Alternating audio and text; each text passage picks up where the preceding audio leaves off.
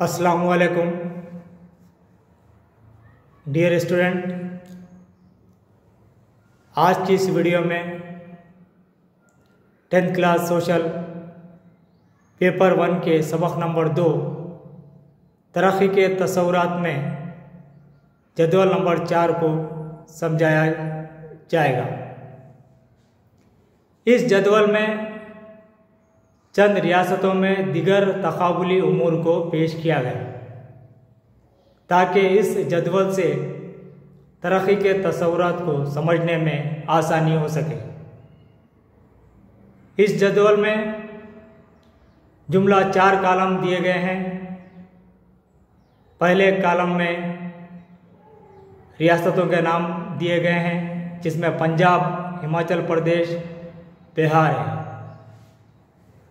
दूसरा जो कॉलम है अतफाल में अमवात की शरह फी हज़ार IMR का मतलब इन्फेंट मोर्टालिटी रेट, यानी 1 साल तकमील करने से पहले जो छोटे बच्चे फौत हो जाते हैं, मुख्तलिफ वजूहात की बिना पर मर जाते हैं, उनकी शरह को पेश किया गया। अतफाल यानी बच्चे। ये डाटा 2006 ईस्वी का दिया गया। तीसरा जो कॉलम है, इस कॉलम में शरह खानदगी को फीसद में पेश किया गया। खानदगी मतलब पढ़े लिखे लोगों की तादाद, लिटरेसी परसेंटेज, और ये डाटा 2011 ईस्वी का दिया गया। चौथा जो कॉलम है, इसमें खालिस हाज़री नेट अटेंडेंस की शरह को पेश किया गया और ये डाटा 2006 ईस्वी का दिया गया। तो अब हम कॉलम वाइज इसको समझने की कोशिश करेंगे और तकाबुल करने की कोशिश करेंगे। पहली जो रियासत है पंजाब, उसमें अतफाल में अमवात की शरह फी हज़ार IMR यानी 42 है। हिमाचल प्रदेश में 36 है। बिहार में 62 है। अब यहाँ पर देखिए 3 रियासतों को, यानी इसमें 2006 ईस्वी का डाटा दिया गया।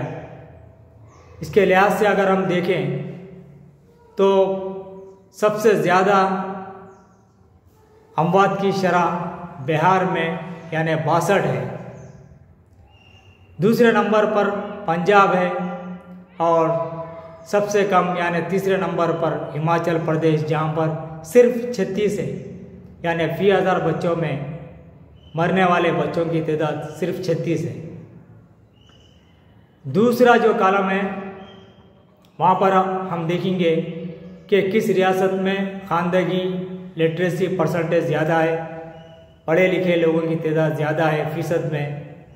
ये डाटा 2011 ईस्वी का दिया गया। तो पंजाब में शरह खानदगी का फीसद, पढ़े लिखे लोगों का फीसद 77 है साल 2011 ईस्वी के लिहाज से। हिमाचल प्रदेश में 84 है। बिहार में 64 है। यानी शरह खानदगी सबसे ज़्यादा हिमाचल प्रदेश में है। पढ़े लिखे लोगों की तादाद यहाँ पर ज़्यादा है साल 2011 ईस्वी के लिहाज से।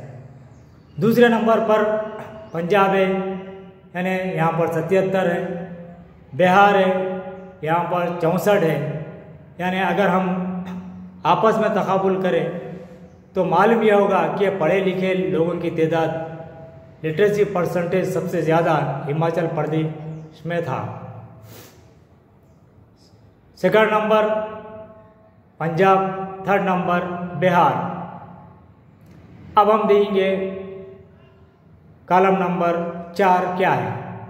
कॉलम नंबर 4 में खालिस हाज़री की शरह को पेश किया गया, यानी स्कूल रेगुलर जाने वाले बच्चों की तादाद, अटेंडेंस का रेट यहाँ पर पेश किया गया और ये डाटा साल 2006 ईस्वी का है। अब हम देखेंगे कि खालिस हाज़री की शरह सबसे ज़्यादा हिमाचल प्रदेश में है 90। दूसरे नंबर पर पंजाब यानी 76, तीसरे नंबर पर बिहार यानी 56 है।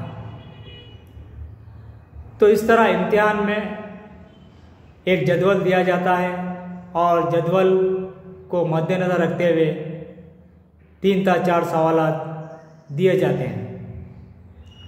सवाल नंबर 1 ऐसा आ सकता है कि आपको जदवल में हेडिंग नहीं दिया जाता, नहीं देकर ये सवाल दिया जाता है कि ये जदवल किसको ज़ाहिर करता है।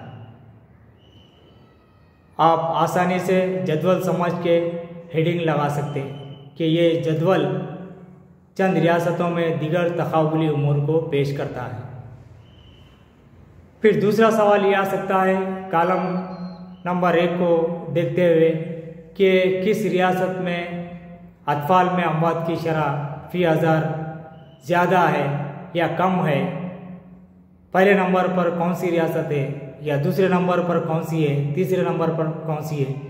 इसमें से भी आपको एक सवाल दिया जा सकता है। या दूसरे कॉलम से भी आपको सवाल आ सकता है कि साल 2011 ईस्वी में शरह ख़वानदगी किस रियासत में ज़्यादा है, दूसरे नंबर पर कौन सी रियासत है और सबसे कम कहाँ पर शरह ख़वानदगी है। ये सवाल भी आ सकता है। चौथे कॉलम के लिहाज से भी आपको सवाल आ सकता है कि किस रियासत में खालिस हाज़िरी की शरह सबसे ज़्यादा है या कम है, कहाँ पर कम है, या पहले नंबर पर कौन सी रियासत है या दूसरे नंबर पर कौन सी रियासत है या तीसरे नंबर पर कौन सी रियासत है। इस तरीके से आपको एक जदवल देकर सवाल दिए जा सकते हैं। आप आसानी से पहले जदवल को देखिए, गौर कीजिए, समझने की कोशिश कीजिए। समझ गए तो आप आसानी से जो भी सवाल दिया गया उसको आप आसानी से लिख सकते हैं। और एक दूसरी सूरत यह है कि इम्तिहान में आपको इस तरीके से जदवल दिया जाता है। जदवल देकर ये कहा जाता है कि इस पर अपनी राय जाहिर कीजिए या इसका तज्जिया कीजिए या इन इत्तलात की बुनियाद पर इस जदवल को देखते हुए इसको एक पैराग्राफ की शक्ल में, इबारत की शक्ल में लिखिए। इस तरीके से आपको सवाल भी आ सकता है जिसके नंबर 4 रहते हैं। तो बहरहाल यानी जदवल ज़्यादा मुश्किल नहीं रहते, सिर्फ जो है समझना होगा, गौर करना होगा। अगर आप इन जदवल पर गौर कर लिए तो आप आसानी से किसी भी सवाल का जवाब लिख सकते और इसको पैराग्राफ की शक्ल में भी आप आसानी से लिख सकते हैं। तो आप इस जदवल को अपनी नोटबुक में उतार लीजिए और अपनी तरफ से सवालात बनाकर इसके जवाब लिखने की कोशिश कीजिए। और एक काम ये भी कीजिए कि आप इस जदवल को उतार कर इसको अभी इस वीडियो में जिस तरीके से समझाया गया उसको जहन में रखते हुए यही पॉइंट्स को आप तरतीबवार कॉलम वाइज पैराग्राफ की शक्ल में लिखिए। आपको अच्छी तरीके से प्रैक्टिस हो जाएगी और ये प्रैक्टिस इंशाअल्लाह इम्तिहान में काम आएगी। तो बहरहाल dear student, 10th class social studies में मुख्तलिफ इम्पॉर्टेंट जदवल दिए गए। आपको अगली वीडियो में एक एक जदवल को समझाने की कोशिश की जाएगी। उम्मीद के ये वीडियो आपको मुफीद साबित होगी। इससे इस्तेफ़ादा कीजिए। शुक्रिया।